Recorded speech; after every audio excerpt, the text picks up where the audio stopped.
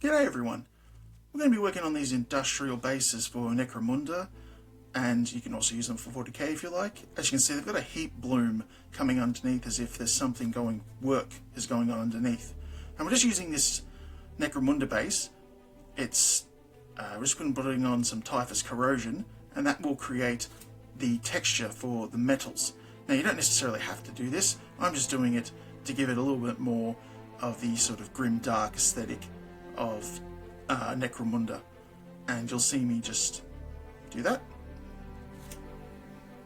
Now we're moving on to, once it's dry of course, now moving on to painting it. Now this is my sort of specialist look at metal. You've just got a bit of a metallic paint, a darker metallic paint, just a little dot of black, and then a brown of your choosing, or if you've got a darker brown you won't need the black. I'm just using Doombill brown, and that was what I choose to do this with. Again, it's a brown to create the look of a under metallic that's starting to rust, that's starting to be damaged and looking like it's seen better days.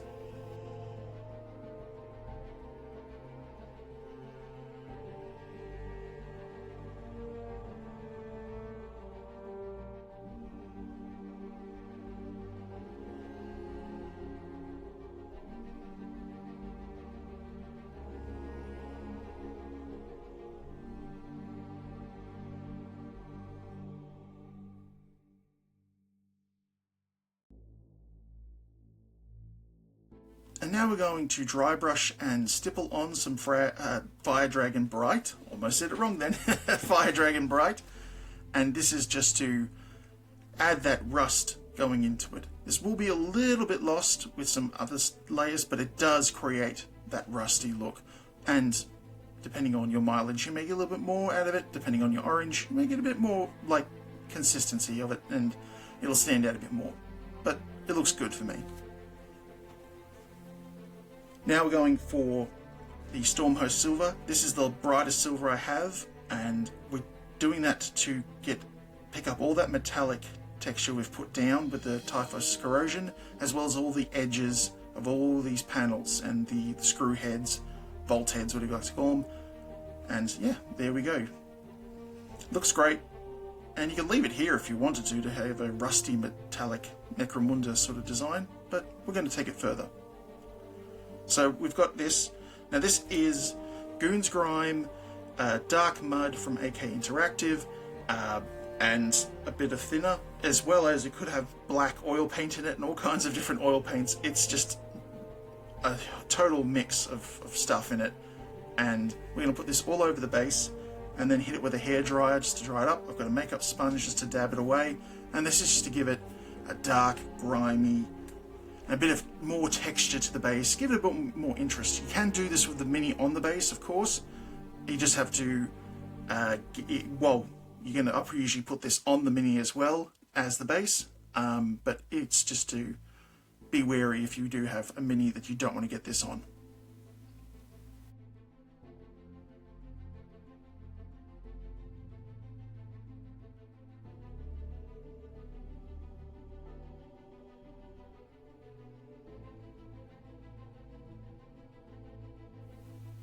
Now I do take the sponge here and just dab a bit of it away. I'm not going too heavy with the sponge. Don't push or pull across the surface. You just want to dab. And you see me coming back here. The brush has still got a little bit on it. And I'm just pushing and pulling that grime that's in the Goon's Grime. And I'm also taking it off the lid and the neck of the bottle. That little bit of consistent speckly grime stuff. And putting that right in the corners. And that'll give me a really, really, yucky surface. And that's what we want. Necromunda's a hellhole. And that's it all dried up. Now we get on to putting on the the heat blooming effects. And we've got our corn red, and this is the base for just putting down as much as we can over the areas that are going to be the darkest red. And I'm not going to paint all of it, as you'll see, but we just want to do anywhere that we want this heat bloom to be.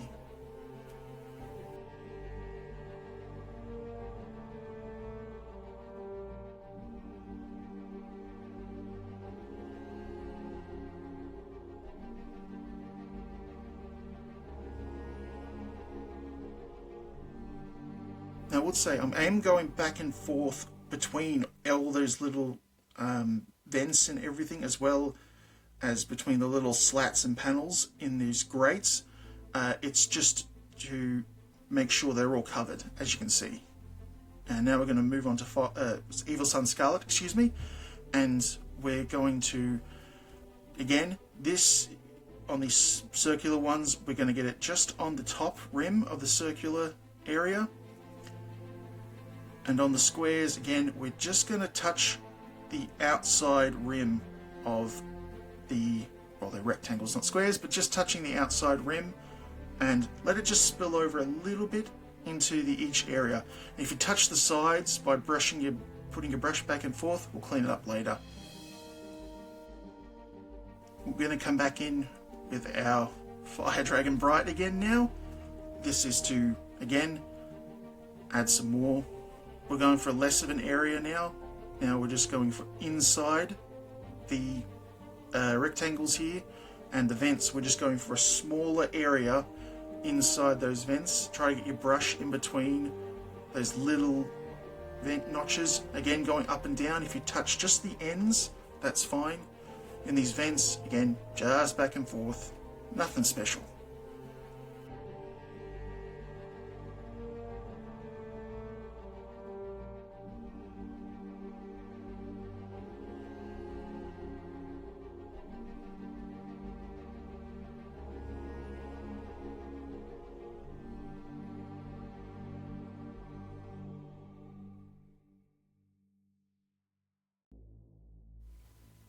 And now coming in with Uriel Yellow after it's been dried.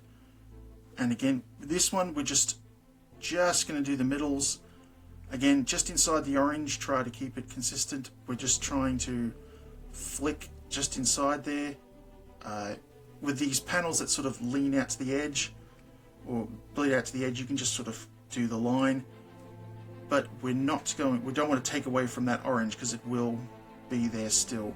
We want the yellow to pop because it will pop the most with the next step, but we're going well. And on the vents again, you're just trying to put them just a little dot in the consistent area.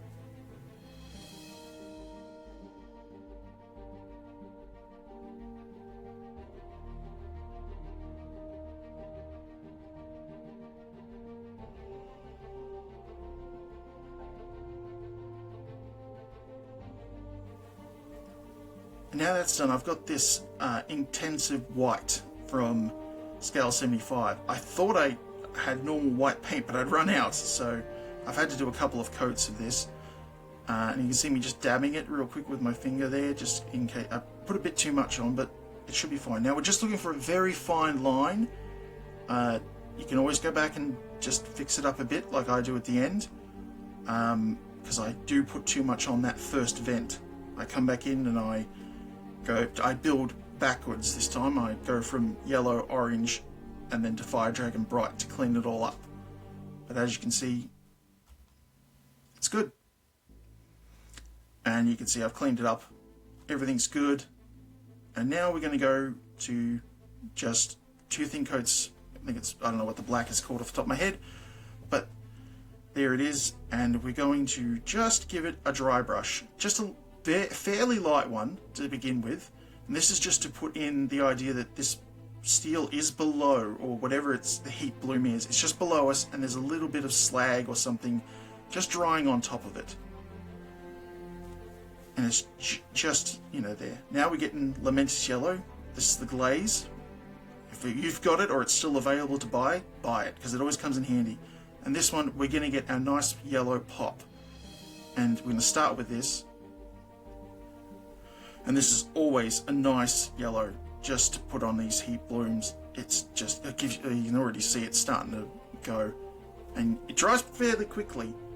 And yeah, I go back in again to give it a couple of coats. And I also do the metal to show, and you see me flick it away with my finger, just to give it that idea of a light glow emanating from these areas, or even a bit of a heat that is around these. It's just something simple, adds a little bit to the base. And again, you can always wipe it with your finger. to take a bit away.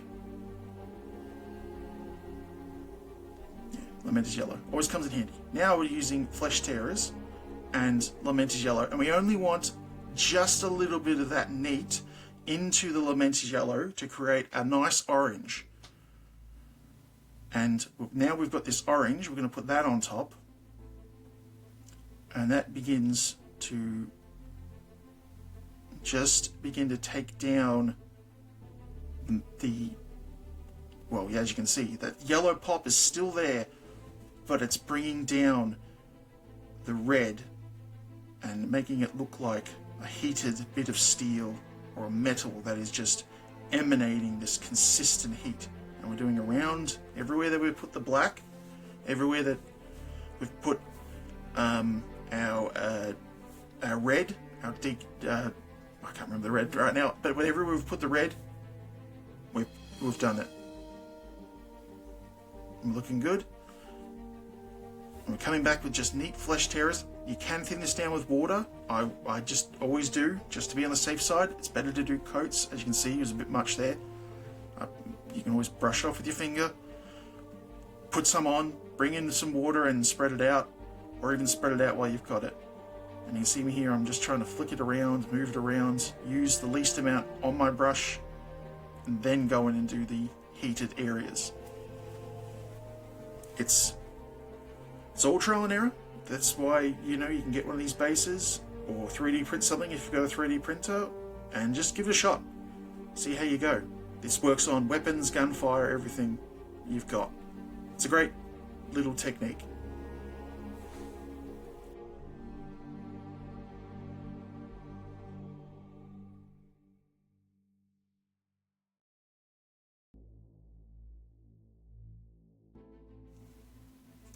Alright, so now we're looking good. We come back in with our black and we go into dry brush. Now this is a dry brush that's heavy. Well, not too heavy, but of course heavy enough to make it look like soot and ash and everything that's been built up over this industrial heat that has just been sitting there, and all the heat and crap that's been soot, ash, whatever that's built up. And as your brush begins to get lighter, begin to move it out and spread that heat. Make it look like that ash or build-up of grit and grime is moved out. And it's just something that you just keep doing it. Again, come back in, lighten it up, and then come back in with some Flesh Tearers. Because this will, again, we've already got it thinned probably still on your palette. And just add that in just on the closest areas of where you've put all this soot. It will just add in that really nice red tone that is schmeck.